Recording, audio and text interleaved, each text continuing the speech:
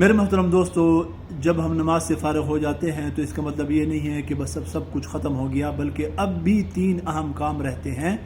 ہم میں سے ہر ایک کو یہ 3 کام نماز سے فارغ ہونے کے بعد کرنے چاہیے۔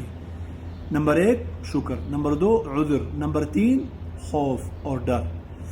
شکر کس چیز کا کرنا چاہیے؟ کہ اللہ رب العزت نے عبادت کی اور نماز کی توفیق عطا فرما دی، اس لیے تو پیغمبر صلی اللہ علیہ وسلم ہر فرض نماز کے بعد یہ دعا پڑھا کرتے تھے اور اپنے صحابہ کو سکھلائی، اللہم اعنی علی ذکرک و شکرک و حسن عبادتک۔ اور عذر اس چیز کا کرنا چاہیے کہ جس طریقے سے عبادت کا اور نماز کا حق تھا وہ ہم نے ادا نہیں کیا، اس میں تقصیر کی اور کمی اور کوتاہی کی۔ اسی لیے تو پیغمبر صلی اللہ علیہ وسلم جیسے ہی سلام پھیرتے تھے 3 مرتبہ استغفار فرمایا کرتے تھے، استغفر اللہ استغفر اللہ استغفر اللہ۔ اور خوف اور ڈر اس چیز کا ہونا چاہیے کہ جس طریقے سے میں نے نماز پڑھی ہے اور عبادت کی ہے، پتہ نہیں یہ قبول بھی ہو جائے گی یا نہیں۔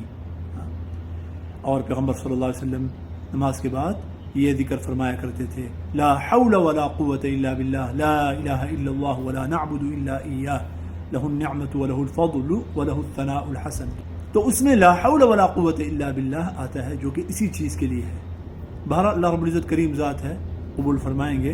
اور ایمان تو نام ہی اس چیز کا ہے، الایمان بین الخوف والرجاء، کہ خوف بھی ہو اور امید بھی ہو، دونوں کے درمیان اللہ رب العزت ہمیں اس طریقے سے عبادت کرنے کی اور نماز پڑھنے کی توفیق عطا فرمائے۔